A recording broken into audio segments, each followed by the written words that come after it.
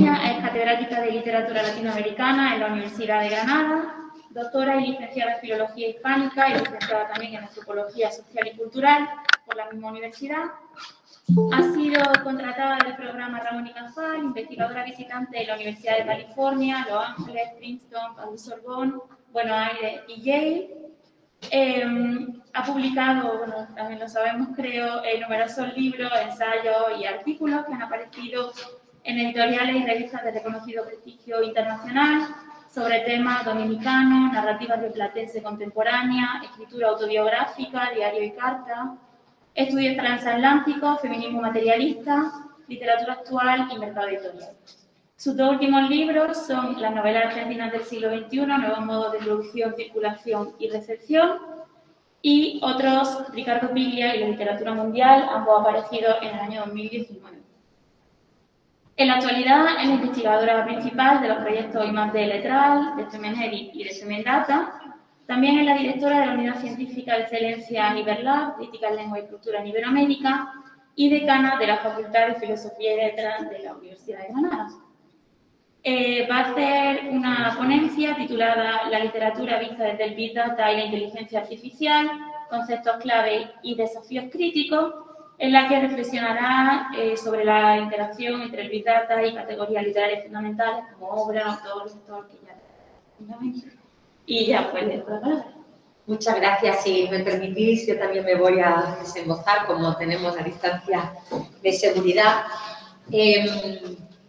Yo no traigo presentación de PowerPoint, voy a ser mucho más tostón que Dani y Sara, pero creo que nuestra ponencia dialoga muchísimo y creo que eso también es una, como vamos a ver, una prueba de que el diálogo no solo es posible entre las humanidades y los datos, sino que puede ser muy provechoso.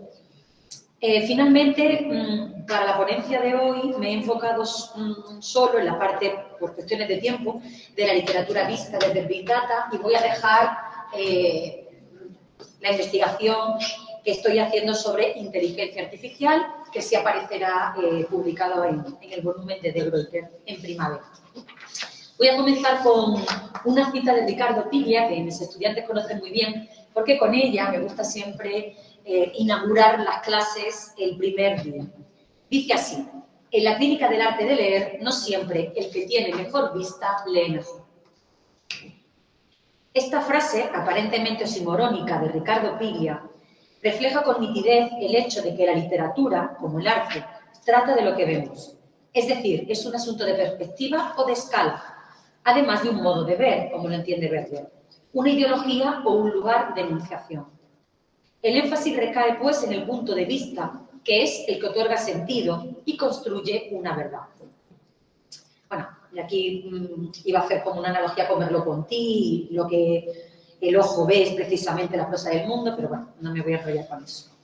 El lector ideal para Piglia es aquel, en esta metáfora y ecos indudable de la ansiedad de las influencias de Harold Bloom, el que no lee bien, es decir, el que no lee literalmente, porque padece un problema ocular, ¿no? Y pienso aquí en la famosa monografía de Kibler, Optical Media, que le obliga a leer de cerca como un miope que necesita una lupa para descifrar lo pequeño y particular, es decir, la estructura oculta del texto que aparece como un sistema de correspondencias secretas que hay que develar. La figura antagónica sería la del lector de lejos, es decir, el hipermétrope, que con la perspectiva distante puede acceder al marco general, a lo grande, en que se sitúan los textos para establecer relaciones formales hacia afuera, en un contexto de carácter social, cultural y económico. Con esta alegoría en el horizonte me gustaría hacer una primera afirmación. La literatura vista desde el Big Data no supone, aunque parezca también un oxímoron, la obligada puesta en práctica de la lectura de lejos que predicaba Franco Moretti, contrapuesta a la de cerca. Mi hipótesis es que, por un lado, la lectura distante a la que se asocian las técnicas computacionales son un complemento, cada vez más necesario, a las lecturas de cerca que hacemos de los textos en el campo literario. Por otro lado, todo análisis de datos requiere de una interpretación atenta, ¿no? Como han referido tanto Sara como Daniel, Bueno, de cerca. Mejor. Es que estoy como muy formal. No sé. De cerca de las estructuras que da como resultado. De esta manera, el cruce epistémico entre literatura y dataísmo no solo es posible, sino deseable, ya que mediante la combinación de ambas escalas o estrategias metodológicas, como las llaman English y Underwood, se logran mejores hallazgos de mayor rigor y concisión que benefician tanto a la crítica literaria como a la ciencia computacional. Porque hay que reconocer que no solo importa, como nos enseñó Borges, cómo se lee, sino que también importa cuánto se lee. Más aún en el siglo XXI, caracterizado por la sobreproducción textual y el crecimiento masivo de datos. A este enfoque lo podríamos llamar lectura cruzada o close reading, que a su vez remite a otra metáfora ocular, la lectura estrábica, desplazada e intersectada, que también predicaba el escritor argentino Ricardo Piglia como otra enfermedad de la vista muy productiva para el campo cultural. Solo que él hablaba, no sé si os acordáis, de lectura estrábica desde un punto de vista geopolítico, entre América y la tradición occidental. Y yo lo que hago es hacerlo desde un punto de vista interdisciplinar. Este trabajo presenta entonces una reflexión cruzada acerca del binomio literatura y Big Data desde estos dos ejes que se superponen. Y sobre estos dos ejes he articulado mi ponencia. Primero, desde el uso del Big Data en la cultura literaria, basado tanto en los mecanismos de producción como de circulación y consumo de literatura en el mercado, como en la utilidad de los métodos computacionales en el campo específico de la crítica. En segundo lugar, desde el uso de ciertas categorías literarias que pueden ser útiles para la interacción epistémica de las funciones de Big Data, es decir, cómo la literatura puede ayudar al Big Data.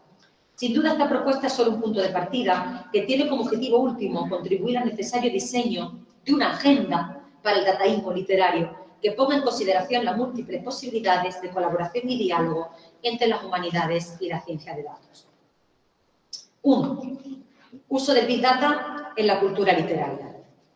Lo primero que hay que advertir, me he cronometrado esto y media hora, pero por si acaso, es que pensar en la integración de técnicas de Big Data, o lo que es lo mismo, métodos cuantitativos de medición de datos en el ámbito de la literatura, es pensar en primera instancia desde la cuestión social, es decir, desde la sociología de la cultura. Esta disciplina es la que da cuenta del objeto literario como hecho producto social, común y colectivo, que cristaliza el sempiterno conflicto entre la técnica, los números y la cultura, las letras. La crítica a la concentración y estandarización de los objetos culturales hunde sus raíces en la dialéctica de la razón de Adorno y Horkheimer y desde entonces se sigue replicando esa tensión de una manera u otra en la cultura literaria. Aquí se retoma, recordemos, la tesis de Benjamin sobre la alienación de la obra de arte por su reproductividad, es decir, por su circulación comercial, que habría de oponerse al aura, a la autenticidad kantiana del objeto cultural. El ataque a la cultura de masas y al utilitarismo mercantil es evidente, como lo es también la visión romántica e idealizada de Benjamin, de Adorno y más tarde la de Debord. Hoy día el consumo de arte se revela más que nunca en su pura contingencia, en ese ser en el instante y en lo efímero que despreciaba la escuela de Frankfurt y sus seguidores.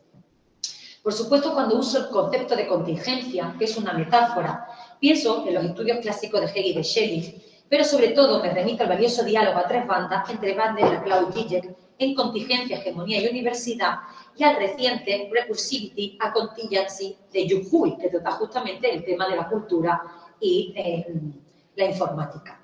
En ello se afirma que la contingencia está más allá de la mera posibilidad probabilidad en tanto movimiento necesario para la creatividad y productividad del acto artístico, ya que lo inesperado siempre forma parte de las expectativas que se dan dentro de un sistema. El error forma parte del resultado. Si la contingencia del accidente era la condición para la transformación posible, para la emergencia de lo nuevo, la vanguardia histórica, en el siglo XXI la contingencia se ha convertido en un modo de producción, en materia prima y parte consustancial no solo del trabajo del escritor, sino del investigador humanista y también del investigador computacional, hiperconsciente de la unidad entre lo actual y lo posible en el circuito de datos. En nuestro caso, además, esto significa que lo literario como noción histórica y contingente es tanto como no es. Y no me refiero al allanamiento epistémico de la literatura como categoría de conocimiento, sino a su expansión ontológica y a la necesidad de que la crítica también se expanda fuera de sí como sujeto para poder utilizar otra caja de herramientas, como la imaginó Wittgenstein, conceptual y metodológica, que explique la cuestión de la literatura hoy.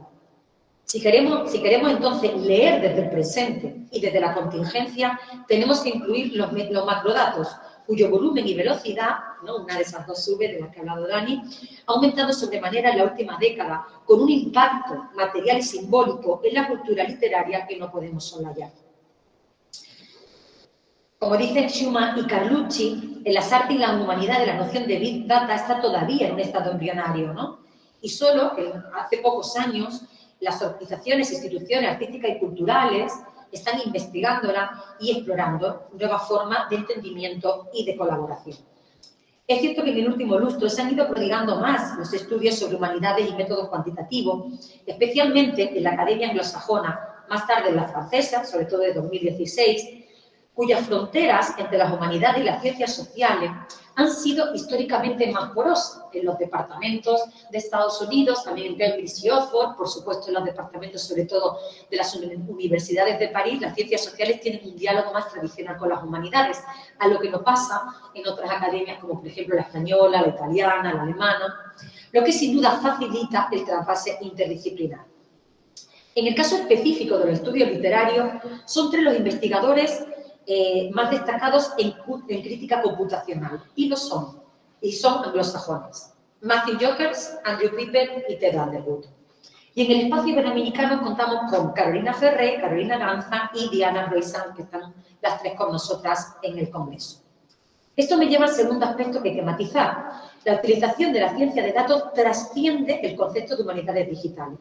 Coincido con Underwood en que esta etiqueta responde más a una táctica que ha potenciado el uso de la tecnología digital y la ciencia abierta, esencialmente digitalizando y catalogando textos históricos de difícil acceso, que a un área de conocimiento propio. Lo que se produjo indudablemente fue un giro digital, como lo llama Dobson, que en la segunda década del siglo XXI ha devenido en un giro computacional, cuyo valor epistémico se cimienta en el ecosistema de métodos cuantitativos que ha utilizado tradicionalmente la sociología de la cultura. En la actualidad, estos datos de medición se han convertido también en métodos de mediación, ¿no?, porque hoy todos somos investigadores digitales, a la luz del citado fenómeno de la intensificación de la ratificación y de los avances en inteligencia artificial. Aquí me voy a centrar también como en dos subepígrafes: el mercado y la crítica. Mercado literario y Big Data. Son tres los ejes que sostienen la producción, circulación y consumo de literatura: la figura del escritor, el objeto libro y el lector. Aunque en el terreno crítico estas categorías pueden ser consideradas como zombies, ¿no?, esa categoría que ha popularizado Bauman, pero que en realidad procede de Ulrich Beck, o insuficiente para expresar el nuevo estado del objeto literario, en el mercado tienen plena vigencia, hasta el punto de que el entorno digital Internet en sí, en la actualidad, es un medio para la producción y distribución de literatura cada vez con más adeptos.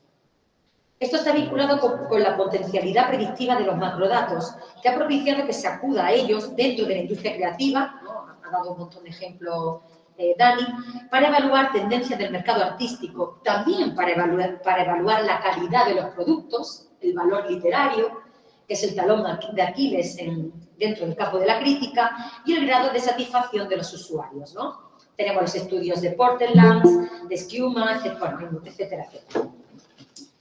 Dentro del mercado literario me voy a centrar en estas tres categorías: escritor, obra y lector. Escritor. El Big Data es un instrumento muy ventajoso para el desarrollo de una suerte de sociología del escritor de corte materialista. La construcción de la figura de autor mediante archivos biográficos y digitalizados, mediante el análisis de la imagen en redes sociales y en la esfera pública, esa imagen en redes sociales que estoy trabajando con Dani, con Vic Borges, lo que nos puede decir la ciencia de datos, el Big Data de un escritor clásico, también de su mediación en la esfera pública, la naturaleza del trabajo escritural, tipos de texto, técnica, género, las redes de sociabilidad, la interacción con mediadores, con otros escritores, y el nivel y tipo de profesionalización, porque hoy día también abundan los escritores contingentes, sobre todo en redes sociales. A esto hay que añadir el modo en que la producción de textos literarios por parte de una inteligencia artificial ha puesto en jaque la prístina categoría de autor, ¿no? Y en esto sobre todo lo que me estoy dedicando últimamente, ¿no? ¿Qué efecto produce la generación de textos por parte de una inteligencia artificial en lo que dentro de la crítica consideramos como un autor? Esto nos retrotrae la misma encrucijada que detectó la Escuela de Frankfurt a propósito de la pérdida del aura en la obra literaria, que ahora se ha desplazado al autor. Es el autor ahora el que posee el aura. Pero el problema de la nivelación o de la homogenización de la literatura a raíz de la producción comercial de obras prefabricadas por una inteligencia artificial para consumo de datos es un problema con el que no nos habíamos enfrentado. Y ya sabéis que se están haciendo experimentaciones en este sentido, que están controladas por escritores, no sé si los hay, novelas, sobre todo con novelas policiales y novelas eróticas que están produciendo inteligencias artificiales. También desde el campo experimental se está haciendo.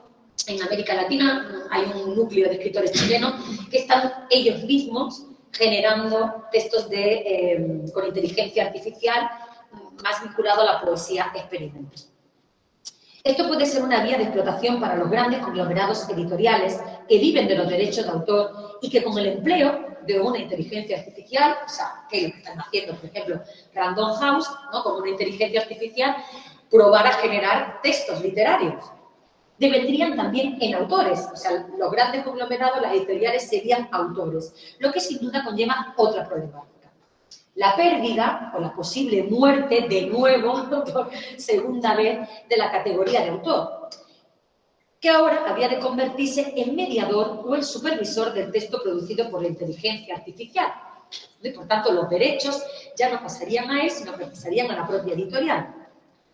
Otra problemática sería la pérdida de la diversidad cultural, de géneros, de autores, y la tercera y más gravosa para el campo de la crítica, la pérdida de una literatura de vanguardia.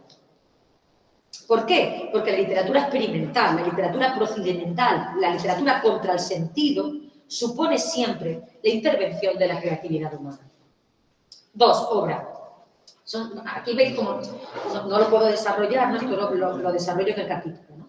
Pero para que se vea un poco cómo estoy planteando esta categoría, ¿no? A contraluz del Big Data. La categoría de obra. La literatura digital es una modalidad que ha ido creciendo en los últimos 10 años, sobre todo del costado de la poesía experimental. Tiene un libro maravilloso, Carolina Gainza, justamente sobre literatura digital y sobre cómo se trabaja con algoritmos. También está captando mayor visibilidad la ciberescritura, sobre todo la literatura, que genera valor literario efímero, asentado en el consumo en directo de ficciones que son siempre legibles, que están asentadas en el principio de la legibilidad, es decir, que están basadas en la verdad. El análisis computacional de estas obras digitales se adhiere a una crítica predictiva que puede calcular el éxito de un texto, construir series y valorar su nivel de experimentación. Y aquí pongo unos ejemplos que no voy a poder leer ahora. 3. Lector. El Big Data se ha empleado con profusión en el estudio de las audiencias. Creo que de esto ha hablado Sara algo o Dani. El análisis de la recepción mide la manera en que cambian los patrones de valoración y cómo se conforma y circula el prestigio literario. Hasta la fecha, los valores que fundaban el juicio estético apenas habían variado en el último siglo. Anderwood tiene un trabajo súper chulo sobre esto, ¿no? Que demuestra que en todo el siglo XX los patrones de juicio estético cambian cada 30 años. Ya que siempre han estado en poder, pero ojo, porque siempre han estado en poder de las mismas instancias de valoración, que es lo que no trabaja Underwood. ¿Cuáles son esas instancias de valoración? ¿Quién ha valorado en la contemporaneidad? Las academias, las instituciones, las editoriales, los premios, etc. Sin embargo, eso ha cambiado, sobre todo desde finales de los 90, porque la democratización del gusto, que ha ido de la mano del avance digital y tecnológico, ha impactado incontestablemente en el orbe literario, de tal manera que no solo proliferan los productores de literatura y los productos literarios, sino también los críticos, ¿no? Los lectores como valoradores en plataformas como Goodreads, una red social de escritores y lectores que fugen de críticos de otros libros, que en Estados Unidos es un auténtico bombazo ya, ¿no? O sea, que lo será próximamente en España y en el resto del mundo. Lo mismo sucede con los algoritmos de Amazon, ¿no? De los que ha hablado Dani. Recordemos que Jorge Carrión ha llegado a calificar esta plataforma de expropiación simbólica, que prescribe nuestra elección de libros sobre la base del Big Data. En rigor, Amazon actúa como una librería gigante, virtual y democrática, así la llama Lefort-Favreau, que dicta la norma. Es una nueva instancia de tasación del valor, un nuevo agente para el valor, en virtud de la concentración cuantitativa de la información que siempre entraña cierta estandarización, es decir, la tiranía de la media. Entonces, ¿qué está pasando? Que la tiranía anterior, que era la tiranía burguesa, ¿no?, de la burguesía aristocrática, que era la que valoraba cada 30 años, está siendo reemplazada por la tiranía democrática de la media. Bueno, y aquí esto lo explico con Deleuze, que no me voy a detener en eso. 2. Crítica literaria y Big Data. Una de las problemáticas de la crítica literaria es la legitimidad del método o el enfoque teórico del investigador. En realidad, no nos engañemos, se trata de una cuestión de estrategia en la disputa académica por el capital intelectual, al abrigo de modas metodológicas ensimismadas y centrípetas, donde lo que se pone realmente en juego es el posicionamiento profesional del crítico, no la constitución conceptual de un campo, el conocimiento, sino, como lo llama Morgan, el reconocimiento en un gueto, hago un guiño libertera, muy reducido de especialistas. Por ese motivo, la cuantificación, al socaire de las ciencias sociales y de los centrífugos, deviene el enemigo doble, ya que presupone el ataque de los métodos cualitativos que son íncitos al campo humanístico. Sin embargo, el uso de datos digitales se antoja, como he dicho al comienzo de esta charla, como una herramienta complementaria cada vez más eficaz, recurrente en el ámbito de las historiografías, ¿no?, desde los años 70, aunque hasta hoy se sigan discutiendo la validez de las fuentes, muestras y bases de datos a gran escala.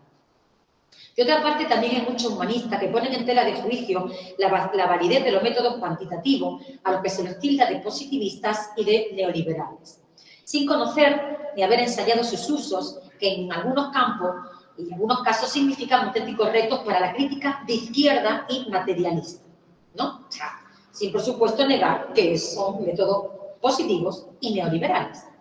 Ni los números ni las cuantificaciones son intrínsecamente objetivos ni son intrínsecamente malos. Son únicamente signos y, como tales, dependen de una ideología, de una interpretación. Por ello, los números se están convirtiendo cada vez en estudios más útiles, no solo desde un punto de vista técnico, o sea, en instrumentos más útiles solo desde un punto técnico, sino teórico. ¿Por qué? ¿Qué aporta la ciencia de datos teóricamente a la literatura? Las técnicas de cuantificación ensanchan nuestro horizonte de estudio hacia nuevas formas de representación, como la visualización de datos, pero también hacia nuevos objetos, ¿no?, que yo he distinguido 4. Al tiempo que aportan un valor relacional. Ese valor relacional, ¿os acordáis que lo veíamos en clase del que hablaba Saussure? A través de la configuración de distintos modelos o estructuras computacionales, digitales, estadísticos, ¿no?, todo lo que es ese orbe de la ciencia de datos que nos ha puesto Dani, que complementan o refuerzan el análisis teórico y crítico, centrado en temas, problemas, géneros, personajes, épocas, autores, todo lo que también se puede ver en Book en Grand Viewer, del que habla muy bien en un libro sobre este tema Piper. Asimismo, el acceso y manejo de macrodatos reabre líneas de investigación no muy exploradas que se pueden abonar desde este enfoque sin caer en el fetichismo dataísta. Como he dicho, son 4 las que distingo de momento, ¿no? Todavía estoy pensando en esto, es algo que no está cerrado. El primero, el estudio de las obras invisibilizadas, que en realidad es algo a lo que ya apuntó Moretti a finales de los 90, que se centra en la posibilidad de acceso a textos orillados, a los puntos ciegos, a los huecos historiográfico, ese matadero del que hablaba Moretti, por los mecanismos de consagración, ¿no? O sea, lo que ha dejado fuera esa norma que ha terminado gestando otro canon de la literatura y otros modos de representación.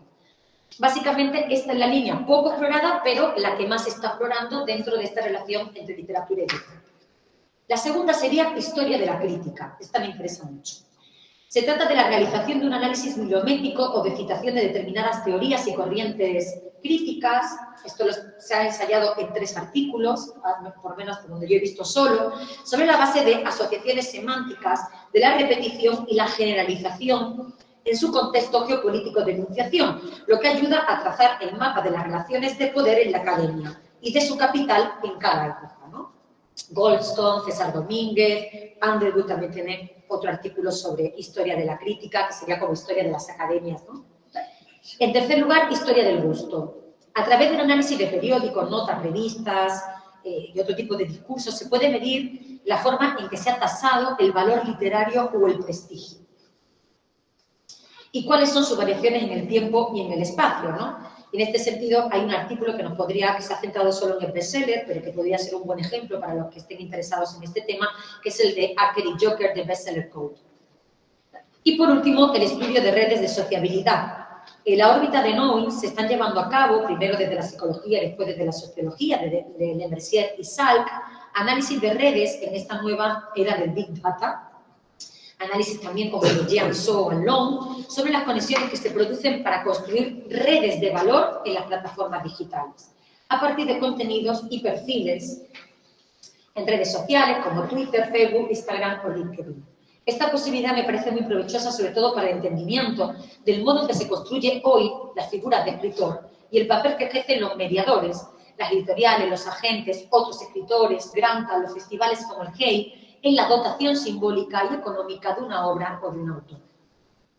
Por otro lado, no podemos obviar que hoy día la tradicional lectura de cerca, junto con los estudios culturales, sigue prevaleciendo en las publicaciones académicas, sobre todo en las europeas, ya que es menos arriesgada que la apuesta por estas nuevas líneas.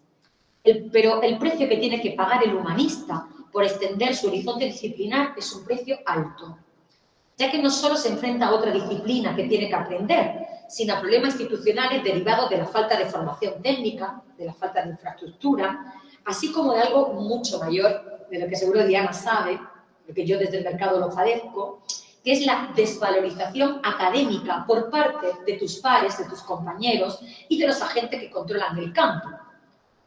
Revistas, editoriales, agencias de evaluación de la NECA, ¿no? que justamente lo que hacen es castigarte por hacer objetos o líneas de investigación interdisciplinares, tus propios departamentos, instituciones, etc. A cabo, el impacto de los nuevos objetos de estudio siempre es lento y al principio produce rechazo en las disciplinas de origen, por lo que apostar por este tipo de investigación es sin duda mucho más arriesgado e ingrato. Dos y último. ¿Cómo voy? Me quedan 5 minutillos, ¿no? Uso de categorías literarias en la ciencia de datos. Esta es la parte más divertida. No hay duda de que el hecho dataístico necesita de una interpretación, ¿no? También lo han dicho los ponentes anteriores, es decir, necesita de un sentido narrativo. Este aserto abre la puerta a la posibilidad de que la crítica literaria tenga algo que aportar a la ciencia de datos. ¿Qué? Para responder a este interrogante es necesario revisar algunas categorías de análisis. Tengo 7, pero hay 4 que tengo seguras, entonces voy a mencionar solo esas. Y nombres propios que habrían de articular una suerte de hermenéutica del Big Data que pondera el pensamiento micro, no solo macro. Thinking small in order to think big. Es una cita de Piper. 1, la que he mencionado como la lectura de cerca, que hemos visto que es fundamental en esa cross-reading. Esta estrategia, eminentemente literaria, que es consustancial a nuestro campo, interpretar los datos desde cerca, es radical para la supervisión de los algoritmos y para una interpretación de los datos que avale la certeza y la eficacia de los resultados. La creación del algoritmo es también una máquina de lectura, ¿no? Utilizando la metáfora de Lesiana, es decir, es un modelo para leer. Por eso todo lector de datos es coproductor de una estructura significante. Esto implica no solo leer entre líneas, sino actuar como una suerte de mediador o guardián del saber, es decir, de gatekeeper. Dani ha hablado del traductor, ¿no? Sería más o menos lo mismo. También en otros libros se ha hablado del supervisor, pero yo creo que realmente la categoría que mejor explica esto es la categoría es una categoría de los años 60 que se usó sobre todo en la ciencia de la comunicación, que es la categoría de gatekeeper, ¿no? Que es como el guardián, el que puede abrir la puerta o no, pero porque tiene un conocimiento que el resto no tiene, ¿no? No solo se trata de traducir de un lenguaje a otro, se trata de mediar, y en esa mediación hay un valor que acredite el valor del conocimiento generado. De esta forma, en la crítica computacional, el humanista, el filólogo, el filósofo, el lingüista, el etnógrafo, deviene gatekeeper porque la autoridad, la ley, en el sentido kafkiano de la parábola ante la ley, y recordamos que en esa parábola Kafka también utiliza el término, ¿no?, parecido de gatekeeper, sigue siendo fundamental no solo para la dotación de significado, sino para hacer visible las desigualdades de género, geopolíticas y coloniales que los algoritmos no ven, y que el gatekeeper sí es capaz de ver. Segundo, las nociones de serie y construcción de Tinianov, que también utilizo mucho en clase. Estos conceptos se marcan en el formalismo ruso. El primero, el de serie, remite a la propiedad que tiene el texto literario de descomponerse en distintas unidades de significado, ¿no?, y ver cuáles son las unidades más pequeñas de significado. El mismo procedimiento que utilizan los algoritmos. El segundo refiere a la función constructiva y relacional de obras, textos y unidades en esas series o sistemas de correspondencia semejante, como sucede en computación. Va de suyo que la selección de textos, tópicos o unidades de significación tiene siempre un componente subjetivo e inmanente en la crítica literaria, como también lo tiene en el entrenamiento algorítmico del procesamiento de datos, que presupone un valor en sí de los elementos. Por ejemplo, pienso en la técnica del topic modeling, que he estado trabajando mucho con esta técnica, con la COVIDteca, y me di cuenta de que existen, ¿no?, esos presupuestos de un valor en sí que en realidad no se tiene, ¿no? O sea, hay un componente de subjetividad. Por eso son necesarios los lectores humanos y humanistas que supervisen los modelos computacionales construidos, dado que el mencionado valor relacional es el responsable de la recontextualización de los textos en series, ¿no? Y hay que recordar aquí que todo contexto es un punto de vista, pero también de su descontextualización. 3. Intertexto, Bakhtin y Kristeva, ¿no? Yo creo que es lo primero que vemos, ¿no? Yo, cuando estaba trabajando con los informáticos que me recomendó Dani, y entonces veía los algoritmos que estaban haciendo para esto, y yo decía, pero si es que todo esto es intertexto, ¿no? Entonces, Diana veía a los primeros textos de Bakhtin, ¿no?, y al clásico de Kristeva explicando algo que nosotros llevamos utilizando 50 años en nuestro campo. La teoría de la intertextualidad de Relgande estructuralista parte de la asunción de que todo texto remite a otros textos, en ideas y enunciado en diacronía y en sincronía de forma más o menos evidente. Esa es la definición que hace Pozuelo y Bancos. Este valor de la repetición o de la cita, ¿no?, y la repetición es fundamental para el algoritmo, funciona también como principio constitutivo del algoritmo, que trabaja con macrodatos para pergeñar las correlaciones de una bolsa de significantes en el topic modeling, pero también de una serie, ¿no?, que sería esa genealogía con la que trabajamos los críticos literarios. Además, es interesante introducir en este punto otras nociones literarias como la parodia y la ironía, que sí requieren realmente, y que los algoritmos no son capaces de ver, la mediación personal para su interpretación, al gatekeeper. Las máquinas operan con citas o reproducciones literarias, ¿no? No son capaces de distinguir dos conceptos que son fundamentales en la intertextualidad, que es la ironía y la parodia, ¿no? Por eso necesitamos estar ahí, ¿no?, para corregir los sentidos. Y la cuarta categoría, y aquí voy a hacer, porque en realidad estamos hablando de humanidades y Big Data, pero en un contexto iberoamericano. Entonces creo que es necesario también pensar en qué categorías del pensamiento latinoamericano podemos usar, si es que se pueden usar, para hablar del Big Data a nivel general, ¿no? Y la categoría de colonial, ¿no?, o sea, que podría atribuirse a esa epistemología del sur, que considero que es fundamental para entender el Big Data, es la de heterogeneidad de Cornejo Polo. Este término latinoamericano fue difundido como categoría de análisis en los años 70 para designar a un objeto, fenómeno o proceso que proviene de más de una matriz cultural. Cito a Mazzotti. Se ha aplicado a obras en las que cohabitan sistemas o estructuras culturales distintas, pero en los que nunca hay fusión. Recordemos en clase, ¿no?, los del siglo XX. La heterogeneidad no es la transculturación, en posición de dominación y no necesariamente en una lógica dialéctica. Pienso que esta condición sirve muy bien, que es genial para ilustrar la superposición de los datos de lectura, o de modos de lectura de cerca y de lejos, que confluyen en esa lectura cruzada, en ese cross-reading que he llamado, ¿no?, frente a la lectura de cerca o al distant readings, aplicable a los objetos de la cultura literaria digital. En conclusión, los métodos de análisis, cito a Juan Carlos Rodríguez, tienden a esconderse. Se legitiman como neutrales en sí mismos, como supuestamente independientes y no lo son. Fin de cita. El problema reside en que hay que saber captar esas relaciones interdependientes y transdisciplinares, a menudo invisibles. Y es el humanista, como decía Dani, aquí lo estamos repitiendo, quien puede hacerlo, porque es quien tiene la competencia de la lectura y del cruce, aunque suponga un desafío epistemológico, como hemos visto. No exento, por supuesto, de dificultades. Estoy convencida de que en la actualidad no tiene sentido la separación entre la crítica literaria, su construcción ideológica y el análisis de datos, los métodos cuantitativos y computacionales, aunque la primera atienda al objeto en un orden simultáneo, sincrónico y micro para desentrañar sus principios y sus límites, y la segunda en un orden cronológico, diacrónico y macro para situar producciones literarias concretas en un proceso que responde a una matriz social dada. La crítica computacional provee del instrumental adecuado para el conocimiento teórico e histórico del objeto literario, pero a su vez esta ciencia se modifica y se abona con los instrumentos hermenéuticos y humanísticos. En definitiva, la relación entre literatura y Big Data no solo apunta a otras formas de representación y de comprensión, sino a nuevos cruces entre la teoría y la praxis que crean valor. Un valor académico, pero también un valor cultural y social. Muchas gracias.